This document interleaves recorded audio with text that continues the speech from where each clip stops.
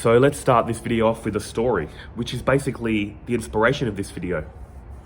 So I was out in public and this stranger walks up to me. I can tell he's had a few drinks because of his demeanor and he's holding a beer. And English wasn't his first language. He had very broken English and he asked me a question, which I replied to as, sorry, what was that? He asked me again. I'm saying, sorry, I didn't get it. Asked me again.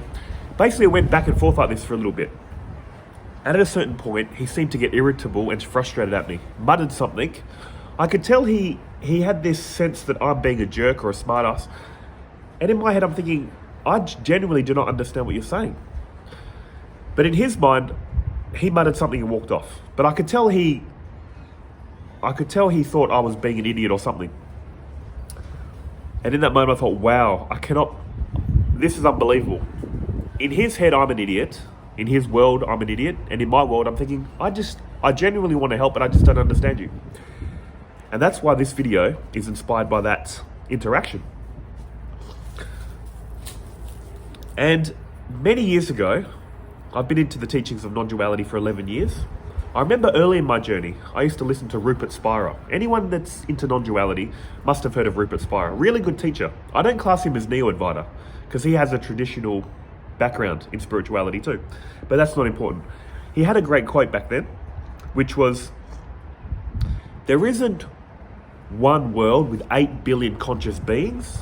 There is only the one consciousness experiencing 8 billion worlds.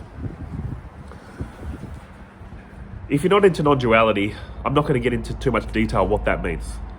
Anyone into non-duality, knowing that there's the one consciousness appearing separate, would get it. One consciousness experiencing 8 billion worlds. But this reminds me so much of what happened in this interaction. Because literally, like I said, in his head, I'm an idiot. That's his reality. That's his world. In my head, I'm like, I want to help you, but I don't understand what you're saying. And this just reminds me, guys, it actually makes me think, first of all, no wonder everyone's getting into so many arguments and disagreements with friends and family and strangers. And it also makes me think, I'm surprised people don't get into more arguments and misunderstandings. Because look what's happening, guys, literally.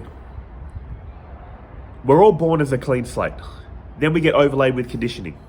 I get conditioning, you get conditioning. Depending on your upbringing, your religion, you might get Islamic conditioning, Jewish conditioning, atheist, Christian. See what I'm saying? We're a clean slate when we're young, overlaid with conditioning. Now we're not seeing the person. I'm seeing you through my conditioning. You're seeing me through your conditioning. We're only ever interacting with our own mind and our interpretation of what's happening. See, that guy thought I was an idiot because in his head, he's asking a question. For some reason, he interpreted me being a jerk. So in his reality, I'm an idiot. In my reality, there's a guy asking a question that I don't understand. The only reason I'm mentioning all this, guys, is just as a reminder.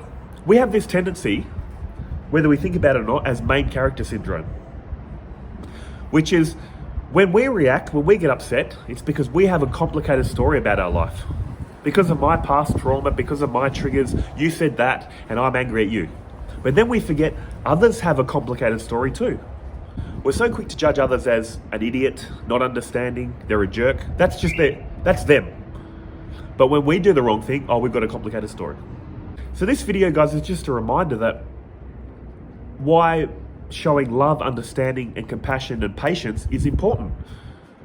Because once you see what you are at your core, your peace and happiness, you realize, what's that saying? It takes one to know one. Once you see what you are at your core, you see what everyone is at their core. When you view yourself as just a person, all you see is people. When you see the divinity in you, you see the divinity in everyone. Takes one to know one. And here's another way to look at this, guys, seriously. Who has the ultimate view of reality? Which species? Humans? Dogs? Cats? Birds? All humans are experiencing a similar reality because we've all got the human virtual reality headset. If this was like a virtual reality, we've all got the human headset, 5 senses and the ability to think. Seeing, hearing, tasting, touching, smelling, thinking. That's why we're all seeing a similar world. But like I said, even in this similar world that we're all seeing, we're all interpreting it differently. I'm seeing it through a non-dual reality now. That's my headset. You might be seeing it through atheistic thinking or Christian thinking. We've all got a similar headset, but we still see a different world. And does that mean we're right?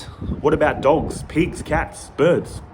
They've got the dog headset, cat headset, bird, pig headset. From their point of view, if they could speak and think, they're seeing reality correctly. And that's another thing. All these words that we're using, language, it's just noises. Blah, blah, blah, blah, blah, blah, blah. All this blah, blah, blah means something to us, doesn't it? What does it mean to dogs and cats and pigs? Nothing. Blah, blah, blah, nothing. We use all these blah, blah noises and talk about some high philosophical truths, according to us. What about oinking pigs and barking dogs? Maybe they're oinking and barking high philosophical truths in their reality. We just think, oh, it's oinking and barking. Maybe they're philosophers. Who knows? But again, I'm only mentioning this, guys, because this reality, there's just the feeling of consciousness running through reality, and then we're all wearing different headsets, in quotes. Like I said, human, dog, cat. So who ultimately sees reality correctly? No one. And I'm only mentioning this to, again, remind you, you're not seeing reality as it is, you're seeing it as you are. And everyone you're interacting with, you're only ever interacting ultimately with your own mind. That's why things like, just say, meditation and mindfulness are so important. Because when you sit in meditation, what are you dealing with really? Your thoughts and feelings. Developing non-reactivity to thoughts and feelings. You might think the benefits end there. But no. When you're in everyday life, when you're encountering people, what are these people triggering in you? Thoughts and feelings. They say or do something that triggers thoughts and feelings that if you practice non-reactivity, when you practice acceptance of your thoughts and feelings, all that kind of good stuff in meditation, it carries over into everyday life. If you can't sit alone with your thoughts and feelings and not react to them, not get irritable, upset, good luck with people. When you develop it in a controlled environment, people just trigger thoughts and feelings. And when you get people that misunderstand you, like in this example, you can think, well, in their reality, I'm an idiot, but I know deep down, they're just seeing reality wrong. And again, guys, this is why once you see your true self, once you see things as they are, not as you are, the only option left is love, understanding, and compassion. Because you're thinking, oh, I see what's happening now. I used to see reality through my conditioning. They're seeing it through their conditioning. So I can't blame them ultimately. And then you might be thinking, well, I don't care. They should just do the right thing. All these irritable, annoying people that do the wrong thing in our eyes, we might think, no, they need to change. Stop doing the wrong thing. Sorry, dude or girl, dudette. So 80s, isn't it? If you're getting spiritual, if you're evolving and you're thinking higher, that's your problem. You shouldn't have got into spirituality. As your thinking evolves, you can't expect others to do that. If they're seeing reality through their thought patterns, egoic thought patterns, that's their life. You shouldn't have evolved your thought patterns to higher thinking, to more loving and understanding thinking. See? So it's not on them to change. Love absorbs hate. So if someone's hating you, the best way to do it, the best way to react is love, if you can. That's what I've found. Love is like open, empty space. You can't punch the space. You can't cut it. It's all embracing, all accepting. That's why love is the answer, guys. It's such a cliche in the spiritual community. Oh, love is the answer. It sounds weak to our ego too, doesn't it? Love, acceptance. You know why it sounds weak? Because it's hard. Our ego loves to be angry. Loves to be judgmental. Loves to hate because it's easy. That's why I hate it. Seriously. Any egoic thought patterns in me now, I try to squash because it's weakness. It's not seeing reality correctly through egoic thought patterns. It's hard to love. It's hard to be patient. It's hard to be understanding and compassionate. That's why you need to do it. I'm just recommending this. You don't have to, of course, but guys, it's the only way. Because it's strength. And it's only going to help you. The more your ego gets chipped away, the more your ego goes from a closed fist to an open palm, eventually, guys, you're going to be at peace. Seriously, I'm just telling you that. What is hard to do is the right way to go. When dealing with strangers, friendships and relationships. Now with friendships and relationships, there's a balance, isn't there? Because you don't want to be an enabler, a doormat. See, that's a whole other issue. But just that general vibe of, this person wants to be happy. This person has misunderstood me. It's your responsibility, as you get into these teachings, to show all the love, understanding and compassion. Be a good role model. Imagine going around saying, I'm spiritual, and then getting angry at everyone. Being judgmental. People follow what you do, not what you say. Talk is cheap, as they say.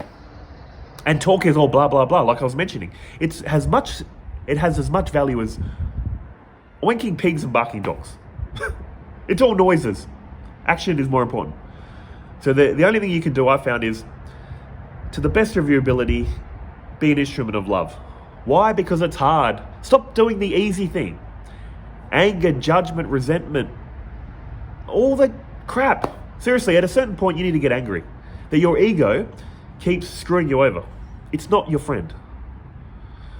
Now, ultimately, I'm doing all this ego bashing, and ultimately, ego is no problem. Ego is ultimately no problem once seen correctly, but that's not what this video is about.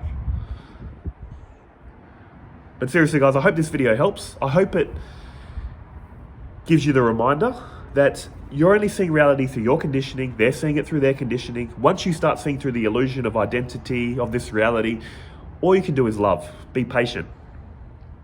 And that will possibly motivate and inspire others to do the same. And then we can all live a happy, peaceful life, as we all truly want it. But there's no point getting angry at others. If they're not spiritual, that's not their problem. That's your problem. So deal with it. Gosh, this sun. Gosh, I need to get out of here.